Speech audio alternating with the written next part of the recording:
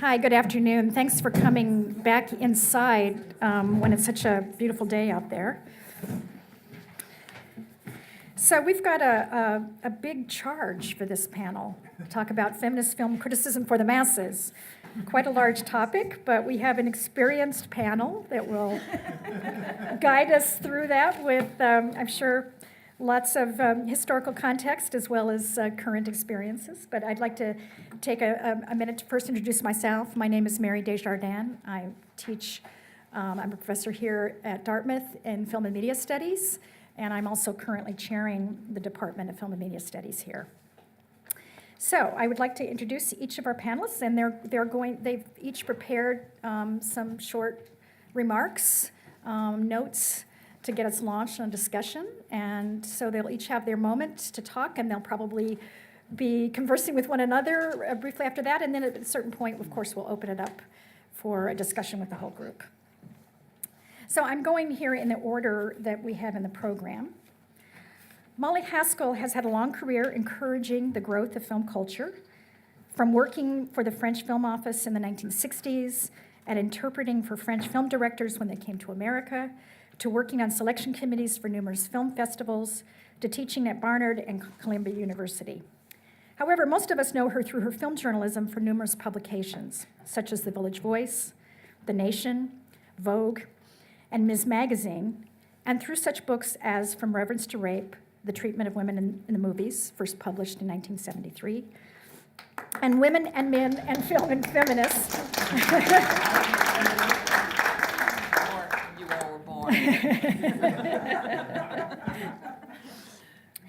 Our second panelist, Stephanie Zacharek, career in film journalism includes stints as film critic at The Village Voice and Salon. I mean, I think we're going to have to talk about The Village Voice at some point here, since this is a line that goes through all of these careers. She also has worked at Salon, and she is currently the film critic for Time magazine. And Stephanie was a finalist for the Pulitzer Prize in Criticism in 2015. Congratulations, Stephanie. For 25 years, Carrie Rickey was the film critic of the Philadelphia Inquirer, but the credits in her journalism career also includes writing for Art Forum and Art in America, writing film criticism for the Village Voice and for Film Comment, and a column for Mademoiselle magazine. She has also taught at the School of the Art Institute of Chicago and the University of Pennsylvania, and has appeared frequently on NPR's Talk of the Nation, MSNBC, and CNN. And finally, we have Claudia Lenssen, who we heard speak yesterday. Claudia is an independent scholar and critic located in Berlin, and has written on a number of cultural topics, most especially on film. She has served as editor for the important feminist journal Frauen und Film. She has also worked as a radio journalist and has been a lecturer or editor with a variety of film and cultural institutions, including the Film Museum in Potsdam, the Deutsche Kinemathek in Berlin, and the Goethe Institute. Claudia has also written and edited books on film, including working with director Werner Schroeder on his memoir, Days of Twilight, Nights of Frenzy. So please welcome our panelists. And I'll let Molly take it away. Thanks.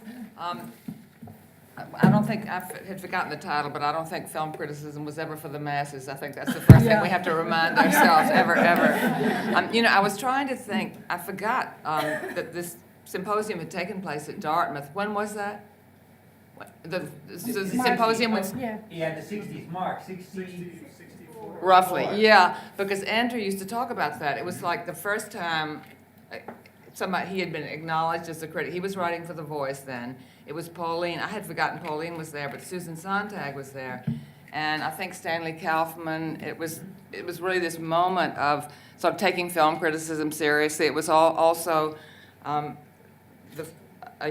sort of a moment of unification between film criticism and academe, which were to take their divergent paths, as we know, and now have another moment of reconciliation here today. But Andrew used to talk about going back in the plane. I think they actually flew up then in the plane with Susan Sontag, and she had just written notes on camp, and she said, "This is going to put me over." Andrew always remembered that she used those words, "This is going to put me over." And sure enough, it did. But you could also see from what I think that Pauline apparently said, that the tension, the sort of lines of tension, and the terms of tension were also going to emerge from this moment. And Andrew, as Hoberman reminded me, wrote notes on the auteur theory in 1963. That was in Film Culture, 1963. It wasn't until 1968 that it got published. And he felt embattled. Pauline, in her response to this, what was the title? Circles and Squares. Yeah. Sort of implied that these film buffs were less than manly. They were all male, that they were less than manly, and she wasn't entirely wrong.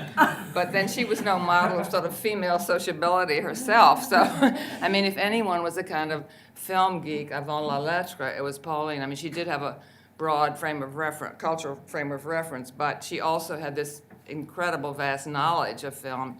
I think there'll never be anything like them again, first of all, because there are too many films to have that kind of encompassing vision of film or memory of film. But she and Andrew could both sort of associate and bring film references just reflexively and automatically. It was kind of astonishing. It was what, as divided as they were, as I think it was Johanna said earlier, it was the narcissism of small differences. We can now look at them as sort of having more in common than in uncommon in this passionate love of cinema. And it was also a unique moment. It was a privileged moment, never to be repeated. It was a moment when the film hadn't divided and balkanized into all these different cinemas and different platforms, of course. And young people, intellectuals, everyone was caught up in it. It was Europhile, it was Francophile, it was sort of urban-based, white, male, but gradually female, or so it seemed at the time. I think Carrie and I were talking about this earlier, and she said, this was basically what I wanted to talk about, and she said, is cinephilia a boys' club? And she was referring specifically to something that had happened to her online where she had made comments on somebody's blog and then had gotten sort of trashed for it. And I think other people can address this issue too, this kind of hate thing that goes on the internet. But this was a sort of rare moment, and also books were being published by mainstream publishers about film, which has not happened since, really. And you know, it was, I just want to say quickly, at some point I've only been on the Charlie Rose show once because I got blackballed for some reason, but this is sort of the thinking man's talk show, and it was a session about Meryl Streep, and I was on with David Denby and Janet Maslin, and I guess Streep had won an award. I don't remember what the hook was, but as I was prepared to say some critical things about her because I had reservations about her as an actress in cinema, and I wasn't alone in that. But as I started saying this, there was a sort of chill, and this kind of goes back to what we were talking about earlier about negativity. I mean, I suddenly realized I wasn't there to be a critic. I was there to celebrate Meryl Streep. It had nothing to do with analyzing.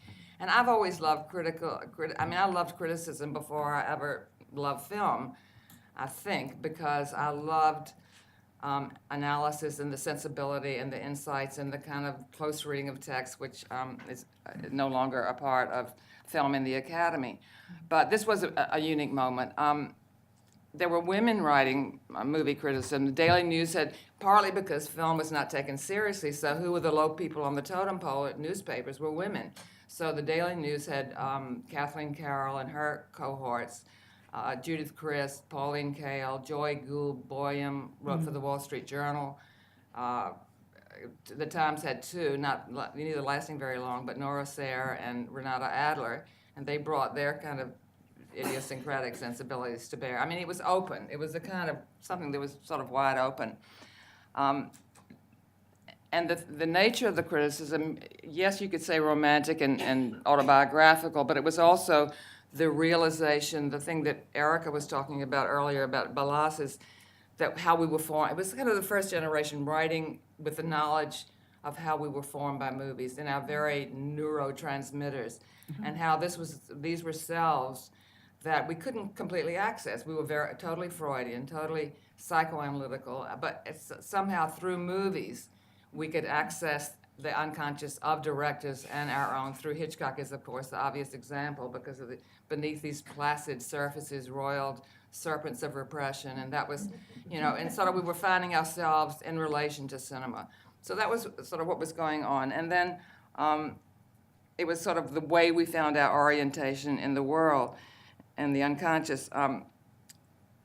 Then the movie makers that came out of that were, as I sort of mentioned earlier in a response to a panelist, Scorsese and Schrader and Milius and Coppola, and this was very much a retreat from women because they were sort of temporarily unleashed from the studios, or at least they had studio back. It was another sort of rare moment and not to be repeated. It was the so-called golden age where they were getting studio money to make independent personal films, European-style films, and this seemed like sort of the great golden future of cinema, which of course it wasn't, but it was not to be succeeded by the nadir either. And they, because movies of course the studio system had stars under contract and there had to be women in the movies, and women were considered the ones who determined who went to see what on Saturday night, and the female audience was commercially crucial. And suddenly it wasn't, and so you had these autobiographical films of men in retreat. But the older generation, Mazursky, Peter Bogdanovich, Woody Allen, were all interested, Altman, interested in women, and these younger ones weren't. And they also, it also coincided with sort of the increasing violence of cinema, very much a male-dominated cinema. Also then, of course, the ascension of science fiction and genre film to a film budget, big budget category. So all of these things were sort of going on at the same time. And so at the very moment that the women's movement was in the ascendance and all the sexual politics and all the feminist books were coming out, and women were sort of trying to recreate the mold or to break the mold. And there was a kind of moment of the what I call the neo-woman's film of movies like Alice Doesn't Live Here Anymore and A Woman Under the Influence and Clute and Wanda, of women sort of baffled in this transitional moment. But then they sort of virtually disappeared. And the interesting thing, I think, is that Andrew named one of his collections Confessions of a Cultist. So he was very much aware of the cultism of film buffery, and there was this group called the Theodore Huff Society. I don't know if anybody's ever heard of that. And it was this group of guys, and they were all guys, who would go find out, and there would be some obscure movie in a schoolroom somewhere, and they had, I'm sure it was a kind of mimeograph sheet that they would somehow find out where this was. And Andrew used to go to sort of before, and while I knew him, I actually was sort of one of the guys there for a while. But they would go, and the idea was the more obscure the film, the more mandatory it was to see it. So it didn't have anything to do with the sort of quality of the film or with the aesthetics or anything else. The sort of, the status thing was to have seen a film that nobody else had ever seen. And so Andrew understood this, but at the same time, he understood, I mean, this was the nerd, before the revenge of this was the nerd pre-revenge. I mean, science fiction becomes the revenge of the nerd, but this was while the nerd was still cowering, you know. And he understood that, and he understood the awkwardness, his own social awkwardness, and he yearned for the smoothness, all of these things that we had learned from movies. He wanted to reenact them, and he sort of half-heartedly and haphazardly tried, but I think there was always this sense of a greater world, of in that instance, men and women, because it was the kind of male-female heterosexual couple was at the apex of our fantasies, and our fantasies were seemingly more homogeneous in a sense. It was before the inevitable and necessary kind of realization of different tastes and different. I mean, I think one of the things that Ruby Rich talked about is taste, which is that sort of elusive term. But it was kind of, there was a sense of a kind of a community of aspiration or of identification with creatures on the screen, and that broke down into something quite different. I think I've been thinking a lot about, I was doing something on De Niro and thinking about his career and Scorsese and this sort of flight from women in movies like New York, a sense of women as a trap almost, to be eluded. And one of the things when I had written from Reverence to Rape and was going around talking, and at that time we thought there was going to be, there was a lot of hope for women directors and greater roles for women in cinema and things that I think Carrie is going to address with statistics about the deterioration. But it was a very hopeful moment. But I also wanted to clarify that I was a film critic. I didn't want to be just a feminist film critic. I was a film critic first and a feminist second, which meant that my first loyalty was to film, aesthetically and in every other way, formally, and as opposed to an ideological framing, and could get into that elsewhere. But the idea, I guess, was something kind of gender neutral, and I've been thinking about that a lot because Matt Seitz had a Twitter recently, and he said, "Am I terrible to say that the only directors I want to see anymore are Stanley Kubrick, I think it was the Coen brothers, Wes Anderson, who else was Oliver it? Stone. No, it wasn't Oliver Stone. But anyway, it was five guys, of course. And I was thinking about this. I was reading this book called Neurotribes about the evolution and diagnosis of Asperger's and autism and how. No, it's true. I think film criticism is on the spectrum. I think cinephilia is definitely on the spectrum. But it really is fascinating because in the early days it was a narrow definition. It was various doctors who Bettelheim being one of them, who laid claim to the definition of it, and it was narrowly defined and diagnosed, and then gradually it evolved into something much more expansive until it became, of course, it became a spectrum, and with different qualities, which are, of course, amassing enormous amounts of facts, not being particularly social, and the internet abetted this by first of all, the whole fanboy culture started with amazing stories and these lurid pulp kind of tropes in magazines and science fiction, certain kinds of heroes and superhero, all of that, and sort of the Asperger's would identify with the aliens, and as against the mundane, what this writer actually calls the mundanes, that being the rest of us. So there really was this battle going on for the culture, and gradually the cultists were, and film is, I mean, there are all these different subcultures in film, of course, but gradually this kind of geek model came to dominate, and I think sort of set the template, so that it legitimized a lot of films that were previously considered marginal, shall we say. And I think also at a certain time, things like it became taboo to criticize violence in the movies. That was uncool. You had the cool factor is a large part of it, and what's cool and isn't. So that I think women are in this position in writing of having to. They have to show they have balls, in a sense, so they have to kind of find strategies and ways to accept and even maybe put their own stamp on this kind of these kinds of entertainments. Could I I'm it's going a too good long. moment to interrupt when you're talking Yeah. about women having balls, but Yeah.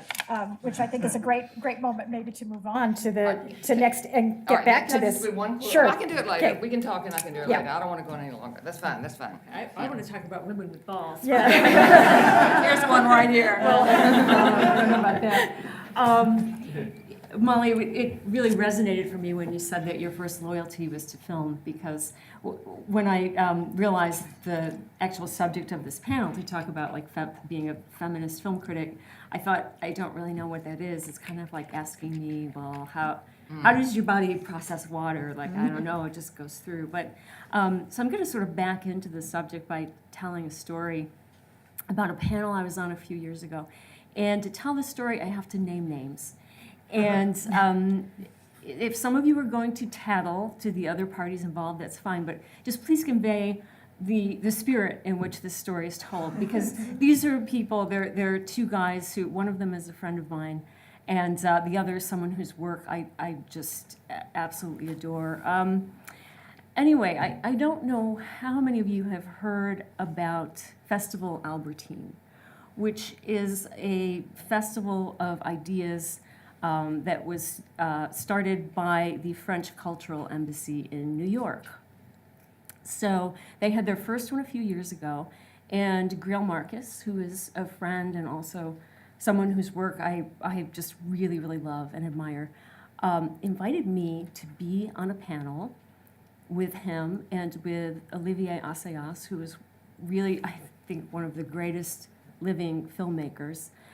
And the subject was going to be the Situationists and the spirit of May '68 as reflected in Olivier's films, which is a great subject, great thing to be talking about with Olivier there. And also, The Clouds of Sils Maria was just about to be released. It wasn't yet out, so I had already seen the film. Griel hadn't, and he said, I want to talk about that too. So I was so flattered. I was like, oh my God, I get to be on this panel with these guys that I really admire, and they're so smart. And then I was like, oh my God, what am I, I have about 10 minutes worth of hopefully intelligent material on Situationists. And Griel and Olivier have probably 40 minutes plus each. So anyway, so I figure I'll work it out. So I show up for the panel and I do my 10 minutes, and they're doing their 40 minutes plus 40 minutes. And I realized that there were all these questions I wanted to ask Olivier, and so at one point I sort of jumped into the conversation, and I don't know how many of you have seen The Clouds of Sils Maria, probably almost all of you, but Juliette Binoche plays an aging actress, and in the early scenes she's on a train, so she's in comfy clothes, jeans and comfy cardigans, and then she arrives at her destination and she has to be on stage, and she's given this gorgeous Chanel dress, and she's just completely, it's an act of transformation that I just found completely captivating and compelling. So I framed the question, I don't remember how I did this, but I sort of made it about the Situationists, and I asked Olivier, what can you tell us about this act of transformation? And as I was asking the question, I was mostly talking to Olivier, but I kind of glanced at the audience and I noticed during the 40 minutes plus 40 minutes of Situationist talk, there had been a little narcolepsy in the audience. So once I asked this question, and I just kind of looked out, and it was like the flowers coming to life in Fantasia, all of a sudden, and again, this is not an audience of academics. It was just people in New York who were interested in French culture, and it was like a mix of men and women. And Olivier gave this wonderful answer, and it was a great panel. I mean, it was really wonderful and really fun. And afterward, I'm with these two really famous, amazing guys, and almost all of the women in the audience rushed up to me and they're like, "Thank you so much for asking that question. We didn't think we could take any more Guy Debord." And I was like, oh, okay. But the thing that I learned from the experience, and I tell that, it's a story basically about my own insecurity, is that this question, I was even afraid to ask. I thought, this is a really girly question. It's not really a heavy-hitting intellectual question. But the thing that I was interested in was something, I opened this door to talk about something that Olivier was completely happy to talk about, and and he was great on it. It was also something that people in the audience wanted, but because of my own kind of shrinking back and thinking, oh, is this going to be smart enough? Am I going to look really stupid, silly if I ask this frivolous question about the Chanel dress? But it really got me thinking about how, as a woman in a field or in a world of film criticism, film studies, film academia, that is largely dominated by men, historically it has been, and that's changing, how do I push out there? How do we push out? And I realized that sometimes you throw the bomb when I wasn't even trying to be aggressive, but I kind of like threw this little bomb out that changed the course of the conversation. And, I think about this a lot in the context of younger film writers. Like I was talking to a young woman she writes about film and culture, and she said, well, my specialty is looking at film through a feminist lens and thinking about like how this affects women and what this says about women. And we have to support each other. So I said, oh, cool. And I was thinking to myself, how dreadful. What a soul-killing way of looking at culture, and also of looking at how men and women respond to each other, live together, love each other, hate each other, try to elbow each other out of the way sometimes, which is something that certainly happens. And, I felt like that is a way of narrowing the conversation rather than opening it up. And I think, and this ties back to being on that panel with Griel and Olivier, and I should note that Griel, going back at least 30 years, or probably longer than that, Griel will not even be on a panel unless there's at least one other woman there.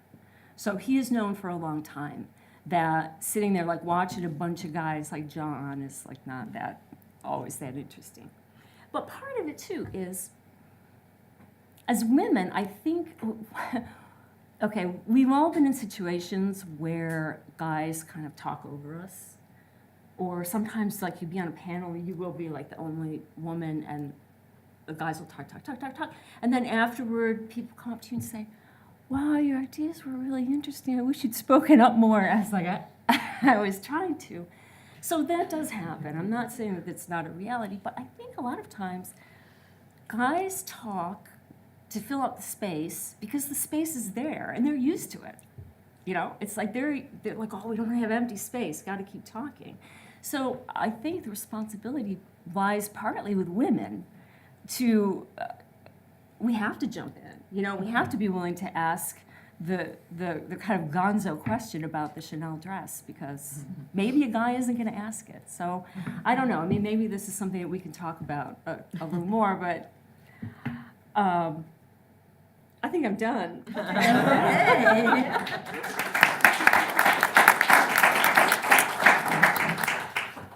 Let me speak for the whole panel when I thank Garrett and Noah for bringing us here. And in light of what I'm going to speak about, thanks for the terrific representation of women on all the panels here.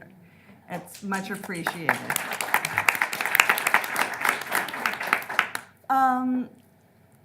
Like Molly, like Stephanie, and I'm assuming like Claudia, I too am a filmy first, and or a film critic and essayist.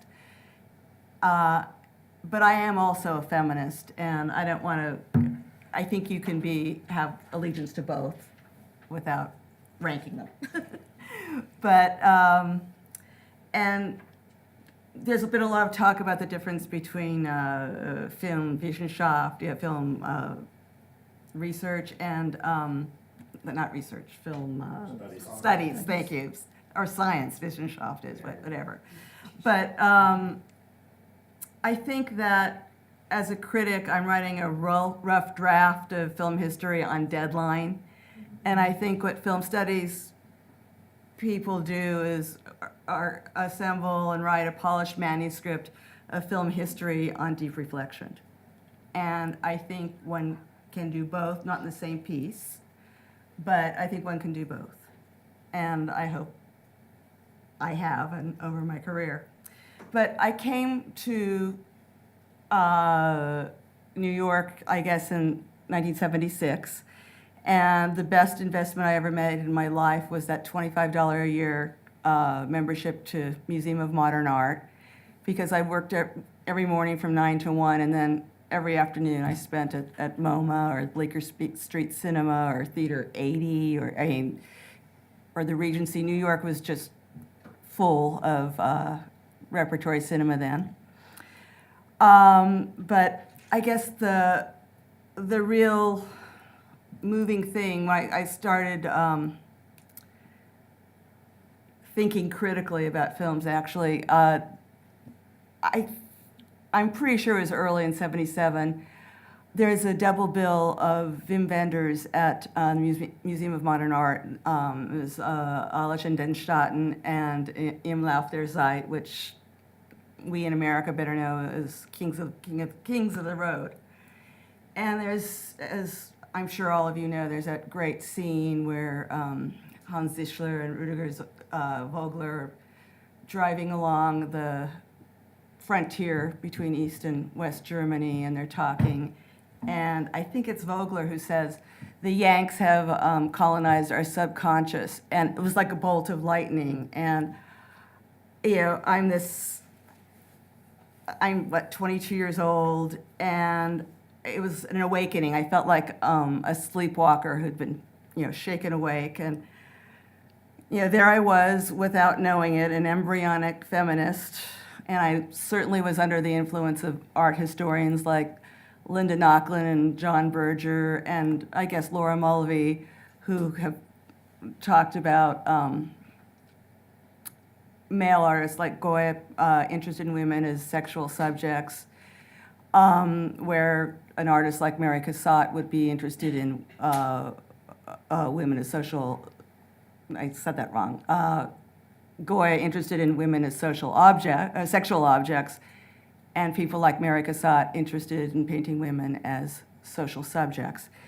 And yes, I was very much under the influence of Molly Haskell's From Reverence to Rape, which had reframed the representation of women in film culture I so ravenously consumed. And it certainly wasn't in that nanosecond, but it was over the course of that year that I began to every day think about the ways that film had colonized my subconscious. And I kind of like that colonization, and I like thinking about the characters I saw and the situations.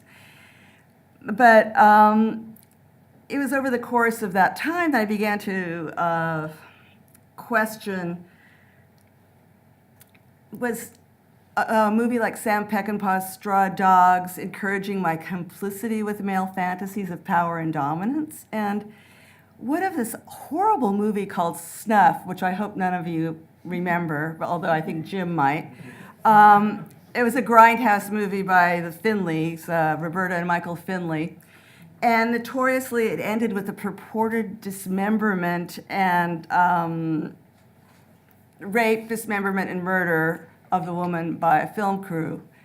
And I just remember seeing an ad for it in the New York Times that said, "Made in South America, where life is cheap." And I was just nauseous. And yes, dear audience, it was Molly Haskell and the movie Snuff that made me a feminist. So, okay? And it was a tough time because the movie rating system that had been introduced allowed this kind of movie to be made and distributed, and then I began working at The Voice as a movie critic in around 1980, and increasingly it came to look that a lot of movies made after 1980 simply did not have women in them, and let me say this. When I started writing about movies, women directed about 1% of the movies distributed in the United States. And this seemed shocking to me because I was really, galvanized by the movies of Agnes Varda and Margareta von Trotta and Chantal Akerman and Elaine May, and who showed the world many, many things. But, one of the most important things that I thought these women screenwriters and directors showed is what it looked like to be a woman from the inside. And no one else was doing that, really. Was Truffaut doing that? I'm not sure. I'm not sure any male director did it in a way I immediately it felt like I recognized something. And I was so optimistic that there was this new generation of filmmakers whose work was being distributed, although although Maria Luisa Bamberg was an Argentine director, was much older than the directors I've mentioned before. Her movies by Gillian Armstrong, Doris Dory, Amy Heckerling, Susan Seidelman, Penelope Spheris. I was positive that they were going to take this vertical playing field for female directors and make it an even playing field. And I was really too optimistic. What really happened, and I don't think the villain here is necessarily a Hollywood that wanted to reserve its prerogatives for all men, but starting in 1980, movies began to be target marketed. Some geniuses, I'm saying that sarcastically, at the Wharton School of Economics thought one shouldn't mass market one's product unless it was like something like Jaws, because Jaws did so well, and Jaws was advertised on television rather than print media, which was the end of print media. Once movies and newspapers and department stores all grew up together in the 20th century and were all very interdependent. But once TV advertising started happening, it changed things. But so this codependent relationship between department stores and newspapers and movie advertising started breaking down, and the marketers created target marketing. You could make more money by targeting your product to a specific audience. And I'm sure I didn't recognize it at first, but I just realized, sometime in the late 80s or early 90s, I walked into a multiplex in Philadelphia, which is a very, very diverse city, and I kind of saw, we walked in as a diverse group, and then you saw the young African-American boys and girls going to see Jungle Fever, and you saw older white women going to see Thelma and Louise, and you saw guys going to see, young white boys going to see Bill and Ted's Excellent Adventure, and all of a sudden I had this vision of Hollywood splintering us up in these little silos, and what had been this social affair, movies, it made a community affair. Movies brought all of us together, and all kinds of people who were saying the same thing, and this unified us. All of a sudden, I had this panorama before my eyes of all of us going into our own silos by ourselves. And that was like the beginning of the separation between men and women at movies. And as over the years since then, the statistics for women screenwriters and directors have gotten not much better. This last year, 7% of the movies distributed in the United States were by women. And TV, you think, would be better, but not so much, maybe 11 to 12%. Okay, so I think part of the problem is I was someone who grew up being interested in people who didn't look like me, but we're dealing with an industry that thinks we only want to see people who look like us. And I think that's wrong, and I don't know how to picket that the same way I picketed the movie Snuff, but I think it is very important to talk about these kind of ideas as feminists, as moviegoers, and Claudia, you're on.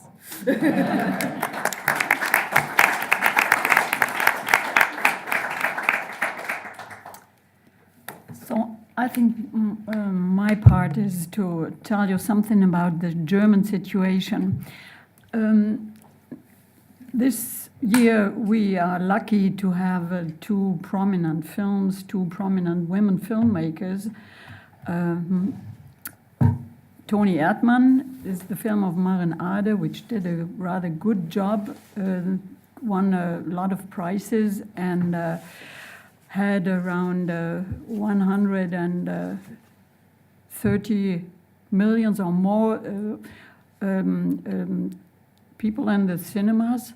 And there's another rather good filmmaker, Maria Schrader. And I don't know the English title, Vor der Morgenröte, is as well very good, was very well received in Germany. So maybe we could say that women film directors and women film criticism is kind of highlighted today, because all the festivals now are, they like to label their program by pointing out we have a program with films made by women, and we have a program with films about rather strong female characters. It's kind of a fashion nowadays to point out the female new wave. And I'm working in this field about 30, 40 years, and I'm kind of very careful about these waves, ups and downs. So what I would like to talk about is how all the things started as a result of the feminist movement in the 70s. Actually, my first article in Frauen and Film was about your book, From Reverence to Rape. If you'd like to. I bet you It is a book about, you know, stereotypes. You know it all better than me, about Hollywood cinema. And at that time, it was very, it was kind of an outsider point of view to the feminist filmmaking scene in Western Germany, because women at that time, they had very strong connections to the feminist movement. They thought about the situation of women. They thought about the situation of single mothers. It was kind of, it was part of the politics. And film made by women in the 70s were often kind of an ironic comment on the films made by men. And it was all about open up the access to film production. And we as young film critics, Gertrud Koch and me, we were both on part of the staff of Frauen and Film. We had a strong feeling, like you expressed it before. We are film critics, and then we are partners of the women filmmakers at that time. We had some discussions within Frauen and Film, and then maybe I can add that we wrote articles on Ulla Stöckel. We wrote articles and had discussions, interviews and talks with Margarete von Trotta. And they were all in the midst of a problematic career, fighting for their career. The way the career of Ulla Stöckel went down and the career of Margarete von Trotta went up. And in 1978 at the Berlinale Film Festival, there were two films, the first feature films by Helke Sander, which is the founder of Frauen and Film, and Margarete von Trotta. One is Redupers and the other is Das zweite Gesicht der Christa Klage. Yes. And Margarete von Trotta talked with us as film critiques on the same level. She said, we are partners, we have to open up space. These two films are kind of gatekeepers, gate openers, and we have a feminist, we have a good perspective.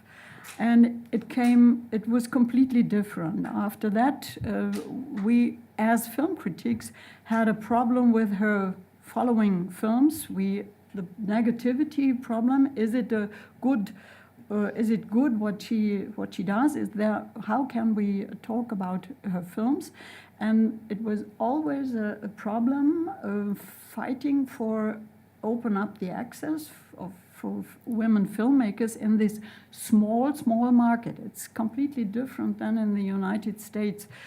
They were appealing, the women filmmakers. They asked us for writing reports on their films, and they worked with these reports. It was part of their portfolio to apply film funding, because it's all about film funding in Germany, and women film critiques, as well as people like Carsten Witte, who was thought to be a partner too.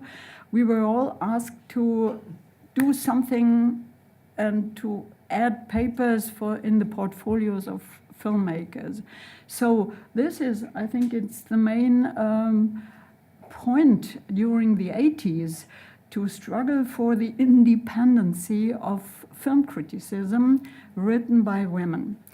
And it was not a problem to start a career as a film critique, because there were some kind of sensitivity by the editors of newspapers like Wolfram Schütte or Hans-Christoph Blumenberg. They asked people like me to write about Elfie Mikesh, to write about Manuel de Oliveira and his female characters, angel-like melodrama female characters, and the subconscious in working in his films.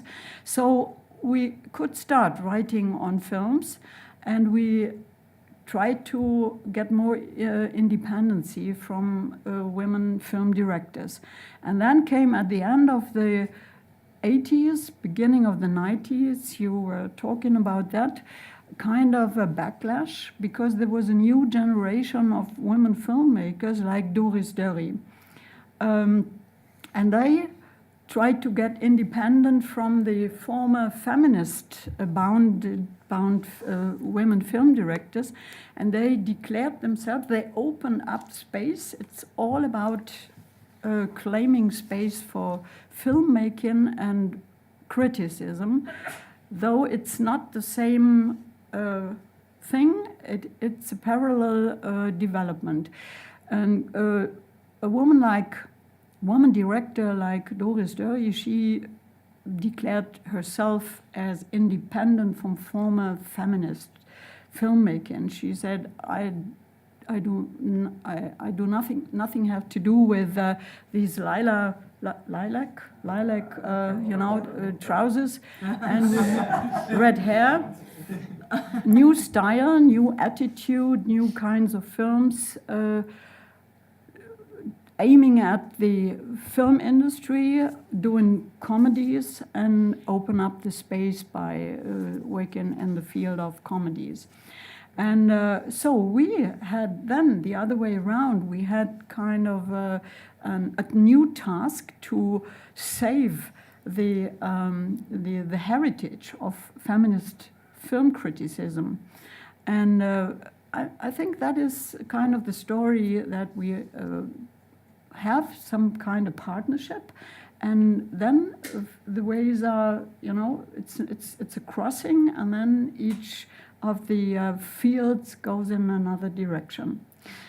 And yesterday, I'm sorry that I didn't narrow my speech in about 15 minutes. I thought it was 25, and I'm sorry for the misunderstanding.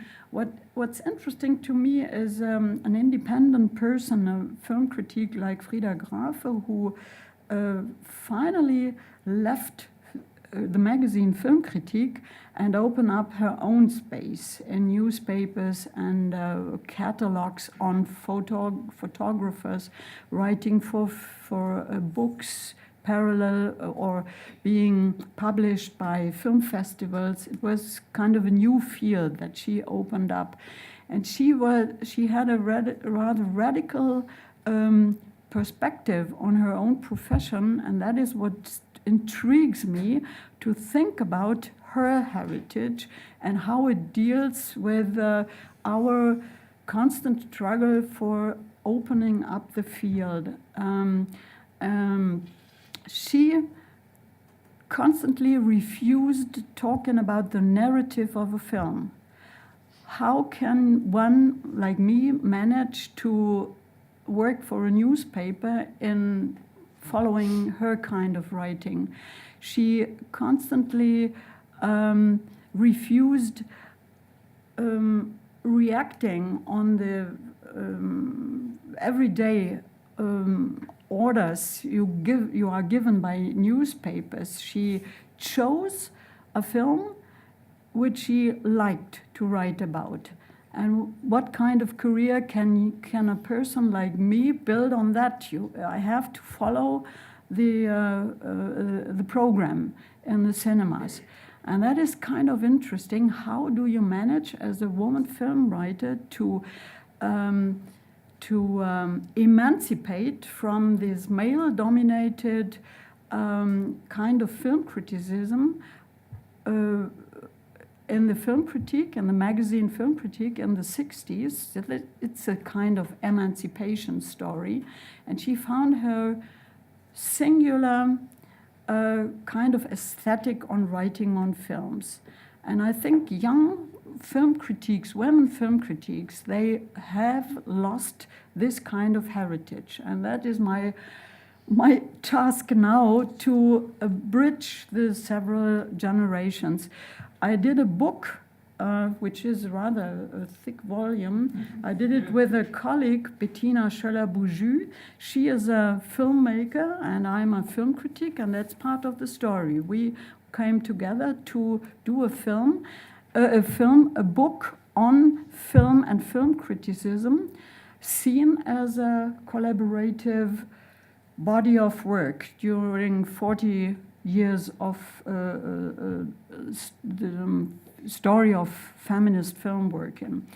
And I come to an end, what was our special interest in gathering statements and provoking, working with women on their essays. It was kind of regaining the subjective view on making films and writing on film, because we are on a way that German film is tending to a mainstream cinema and film industry, and we have to reflect the history of authorship, kind of out of a feminist perspective.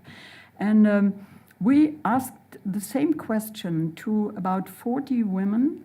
And what's interesting to us in Germany, there were contributors to this book from West Germany and East Germany. We have the problem that feminist film making and feminist film criticism is part of the West German history, cultural history, film culture.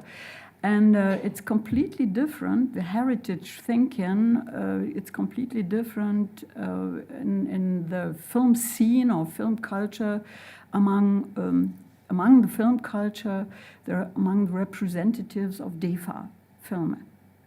As when they think about film history, especially when I talk to women film critics with an East German history, they completely refuse thinking about, taking an account, consider feminist thinking. They completely refuse it. And we have to work on what is common and what is in common.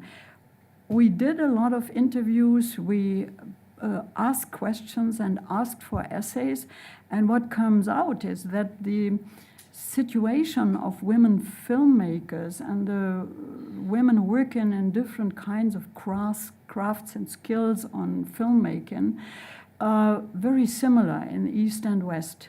So what's interesting, and that is my last point, yes, I think myself, I'm a film critic and I'm interested in cinema. I'm a cinephile. But what's still the problem is I always come back to the point that we have to think about production conditions. How do women get access to either film production and either film criticism? How do they find a subjective perspective on what they want to express? And what kind of production value can they reach for? And that is, that's the situation. And we have to take in account that it's a different history in East Germany and in West Germany. And what I'm interested in is to find a bridge between both histories.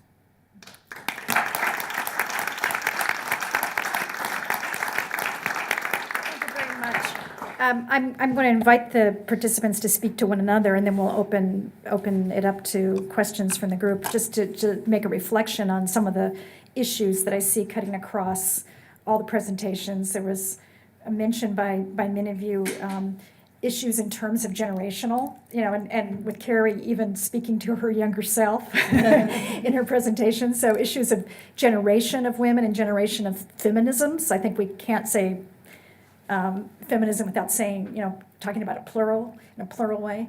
And that's partly through generation, and it's partly through other kinds of differences. Relationship of women critics to women filmmakers is also something that's come up among some of the presentations. And also women critics navigating a world with male critics that, I think especially Stephanie and Molly were discussing this in terms of the way that male critics have a kind of normalized authority or space to speak, and what is the place of the female critic. So those were just, from my perspective, some issues that I saw coming up across the different presentations. And I don't know if that's a point of departure for you to discuss with each other, or if you have other things. Can I ask the panel a Absolutely, question? yes, please do. Because of the splintering of movie making in the United States, it's gotten so bad right now that I believe Stacy Smith at University of Southern California has basically come up with this number that only 31% of the people we see in movies are women, and only 14% of the people we see on screen are female leads or protagonists. What does it do to our image of the world when there's 2.3 men to every woman on screen? And what does that say as an American export globally? That's a question I worry about. You want to go? I also worry about it. Sometimes I can't even bear to think about it. And, as working critics, we're sort of left to deal with the plate of stuff that's fed to us every week. And, part of my job is to respond to that stuff, not strictly through a feminist lens, again, because that's,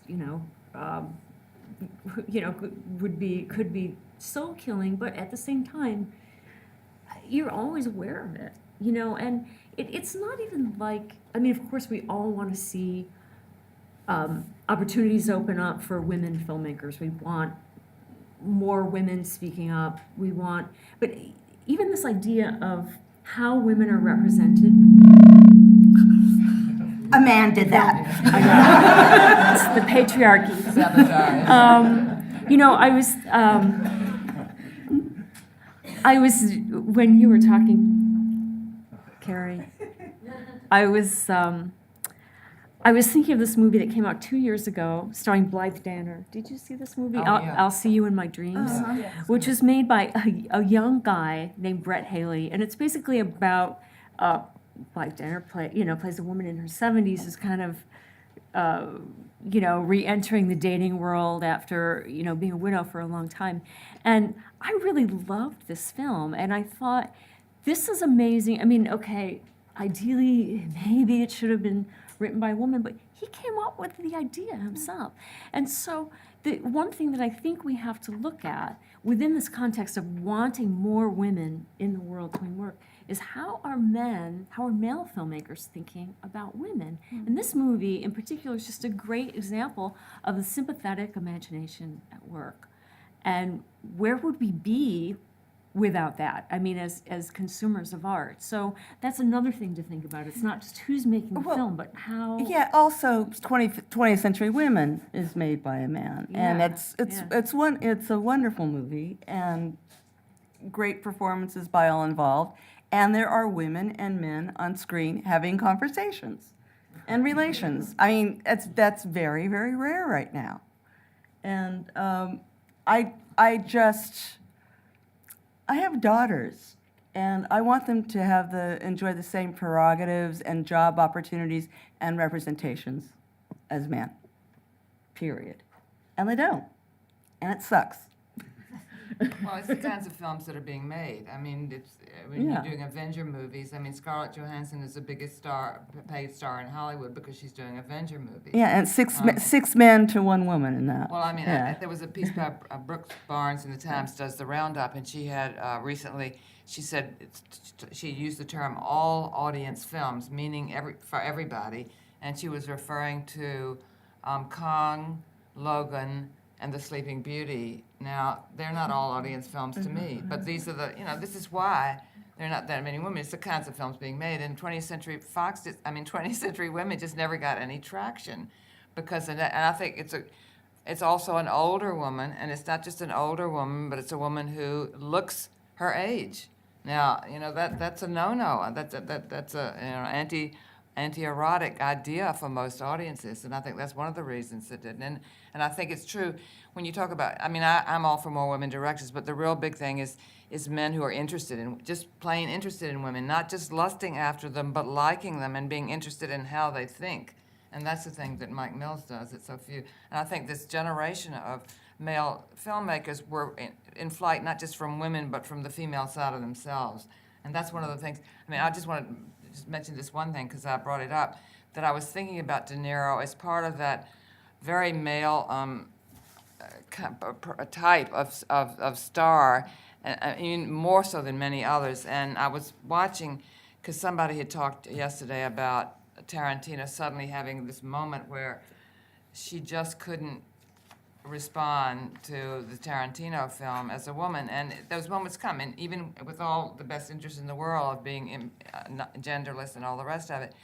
And there was this, I was watching Raging Bull again in the course of doing this, and I found this thing that Peter Bradshaw had done in The Guardian when he first saw it. He was 19 years old, and he says that it was tells where it was when he remembers every moment of where he saw it. When it was all over, I felt exhausted, but also possessed of a strange need to scream, to laugh, to run all the way home, or pick up parked cars and flip them over. And I thought, there are probably a lot of men that responded this way to that film, especially if it caught them at the right time. And I can't imagine any woman quite feeling that way, after that. So, I mean, there are, so we talk a great game about there not being gender differences, and ideally we deal, that they're, ultimately they're, a lot of them are superimposed or they're from stereotypes, but there also really are, I think, in the bone reflexes in which men and women do. I mean, like somebody wrote a Twitter that said Mad Max Fury Road is feminism for guys, which Exactly. is a great line, I think. It's just true. And another problem we have, I mean, as working critics, is when we're faced with all these superhero movies or movies based on comic books, you always see this over and over again. Well, it's great because there's a kick-ass woman. It's like, it's all about kicking ass, and like certainly Male in drag. It's really it's like, and I do enjoy that to a degree, but I'm also thinking like, we don't have a Douglas Sirk. I don't think we do. Well, Todd Haynes. But yeah, I mean, we don't have like a mainstream, Douglas Sirk. That could not exist, and why don't we have that, Because of the kinds of films being made, I think, yeah. Well, I think we have, I think on TV, there's a melodrama on don't television. say TV. No, I know. This is you're right. media, right? Should we Let's open up it to the, yeah. Yeah.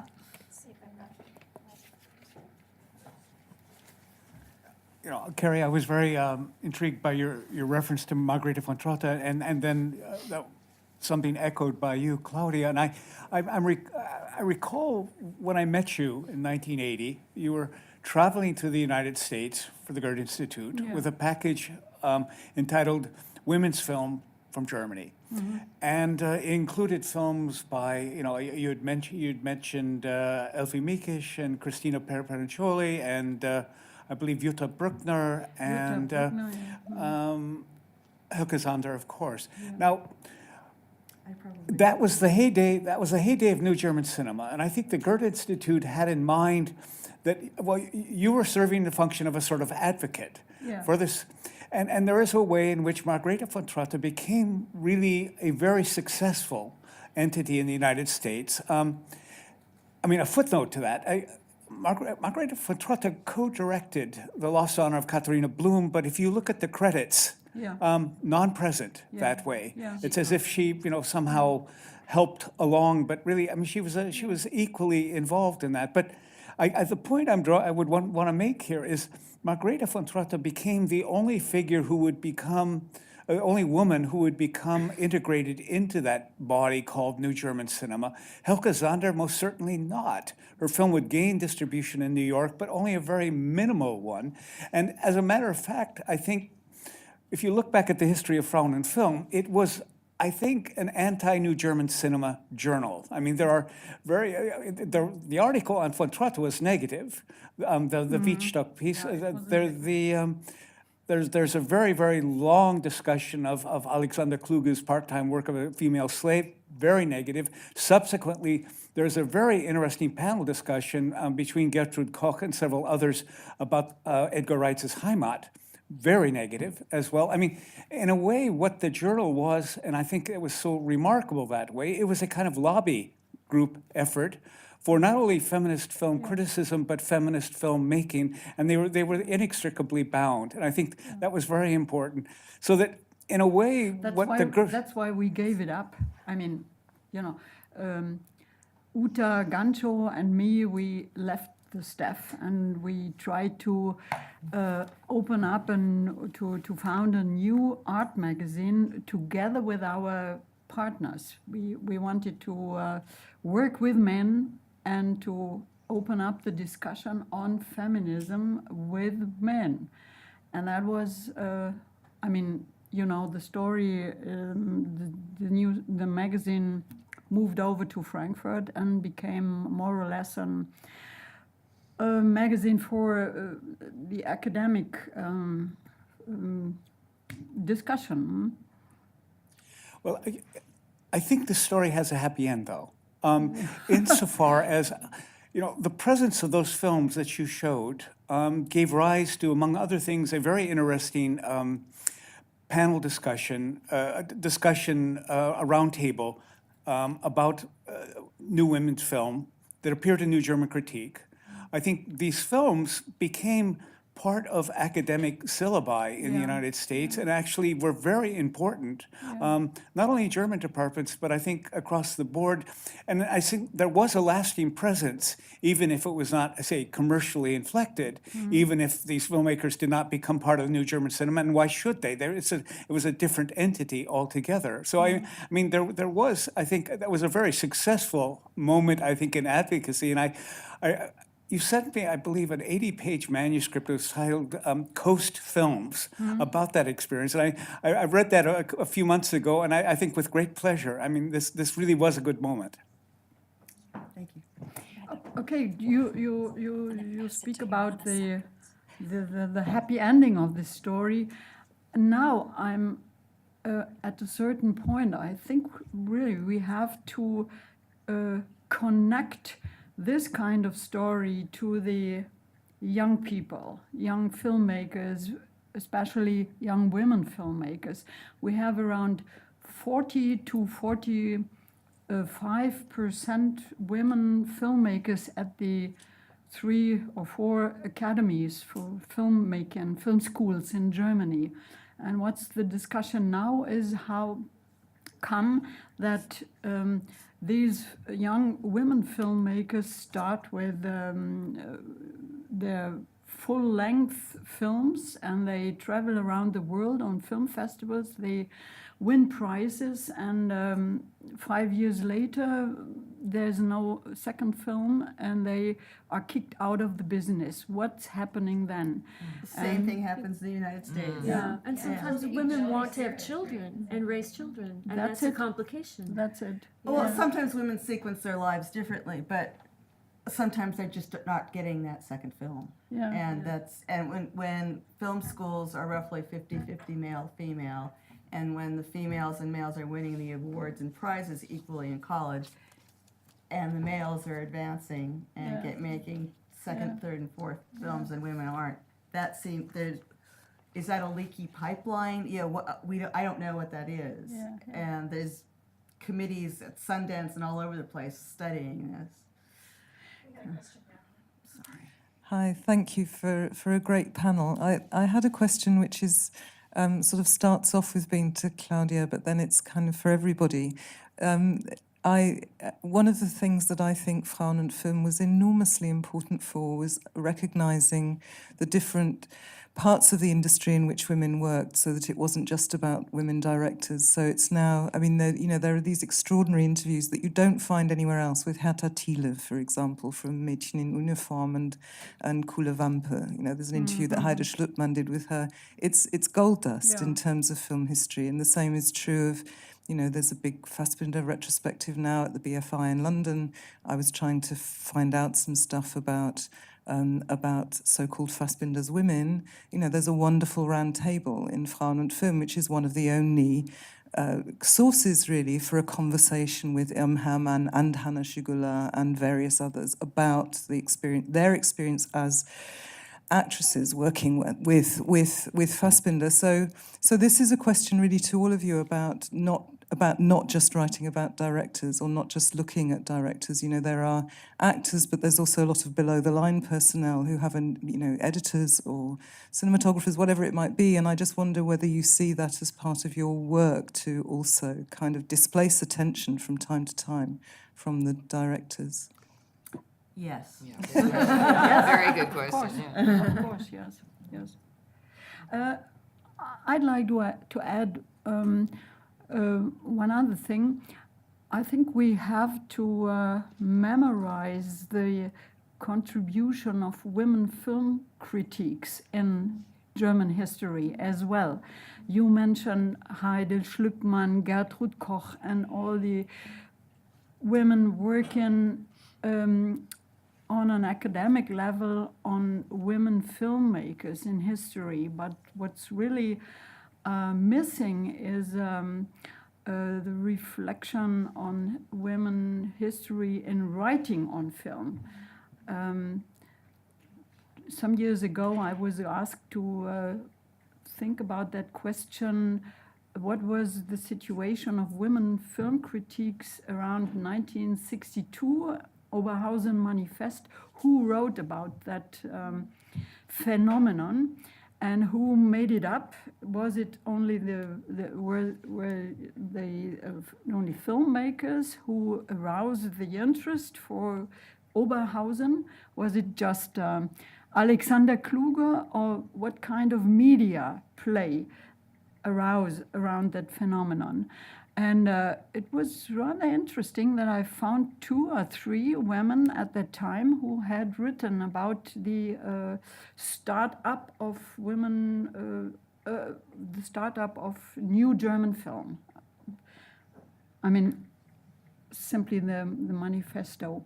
And that's what brought me to the question, who else wrote in the 60s? And there were some women, like Carina Niehoff. There's a wonderful book about her, and Brigitte Jeremias for FAZ, and Christa Merker for Spandauer Volksblatt, that was kind of a leftist newspaper in Berlin, a rather strong voice within the anti-communist, media in as long as West Berlin was kind of an island, a capitalist island within a German Democratic Republic. And that's kind of an interest, it's a missing link. And I would like to work on that. Repeat the Japanese as well. Yeah. Could you maybe extend that point in North American context, because also that Molly just started out men and women that were serving as film critics or as newspapers. And I think there's also an absence of kind of history of women critics in the North American context as well. And the film that opened up the conference is about referring Hitchcock. There's really no women except the translator in that film. It translates to men. And that we know women critics that were very influenced by Hitchcock, as well as women filmmakers that were. And so what else is at stake if we don't have that history in a number of national contexts, the national histories of film? Well, part of me hates gendered talk about history, but somehow Hollywood did this to us. I don't know how many people here know that in the silent era, there perhaps as many as 25% of the working directors were female, and almost all the great title writers or screenwriters were female. And many of these women, like Alice Guy Balchet and Lois Weber, had their own studios. And a lot of the actresses did their own stunts. yeah, It's yeah. crazy But stuff. but this is a statistic that makes me nauseous as well. In 1916, Universal Studios had 7 women directors on the lot making movies, including Lois Weber, who was the highest paid director in Hollywood at the time. 100 years later, last year, take a stab, how many women, movies by women did Universal release? Take a guess. 0. No. 1.5.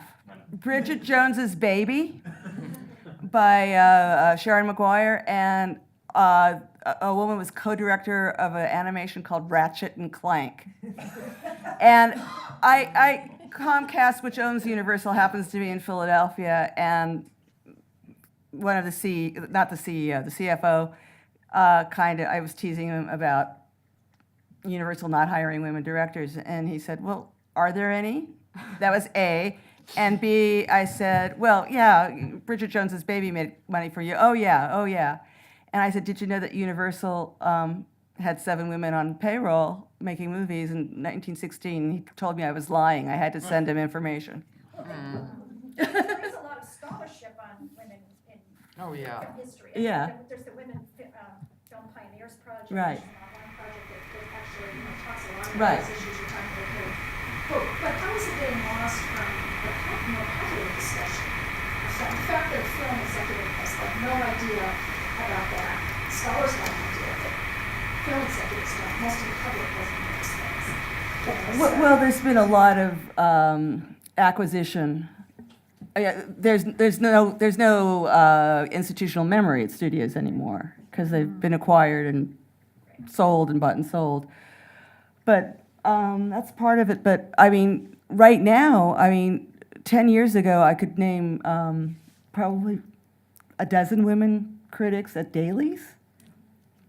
Apart from Manola Dargis, I can't think of another woman working at a daily. And you're... Anne Hornaday.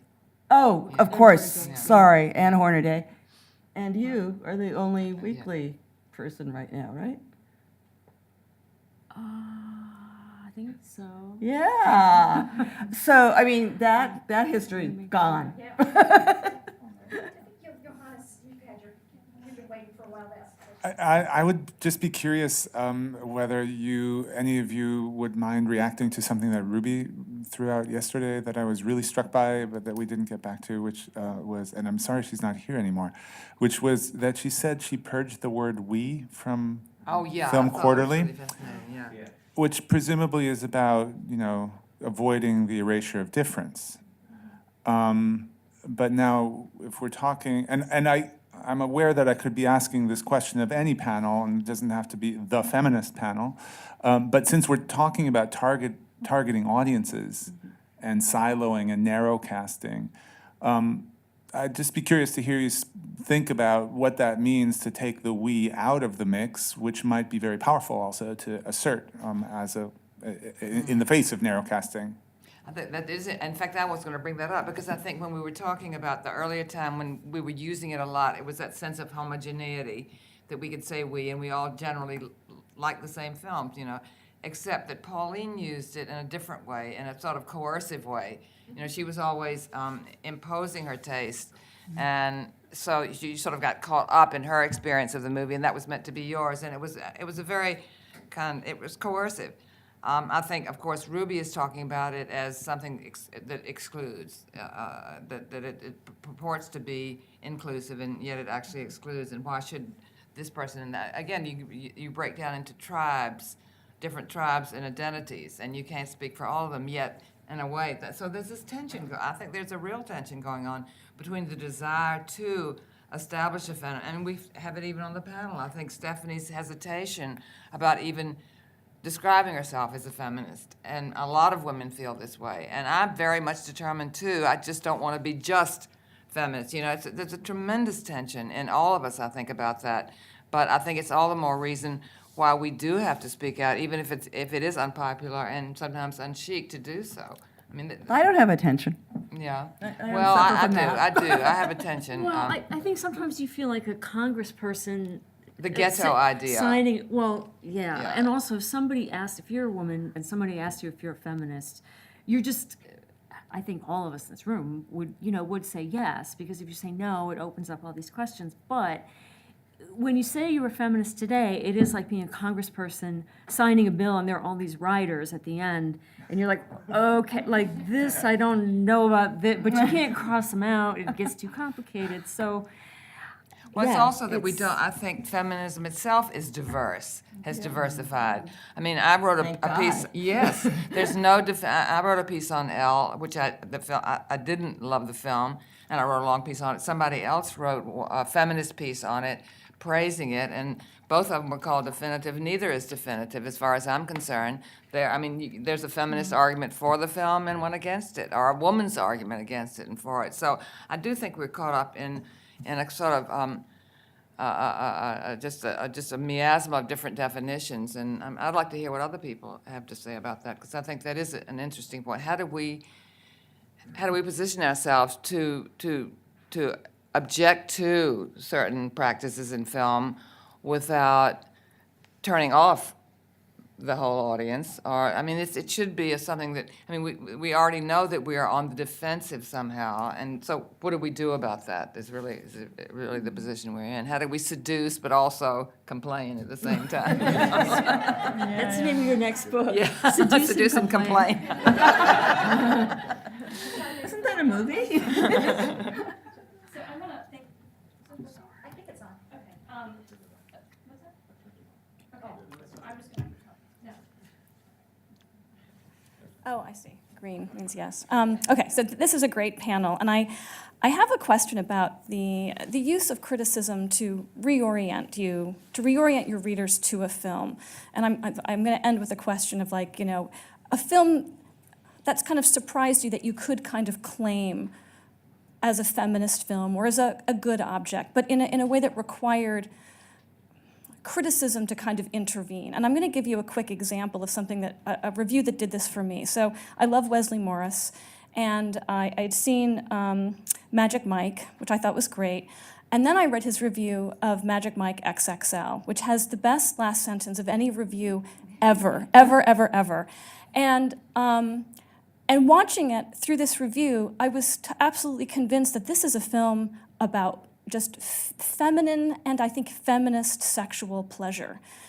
But I would not have gotten there without this. I kind of wanted Permission. Permission.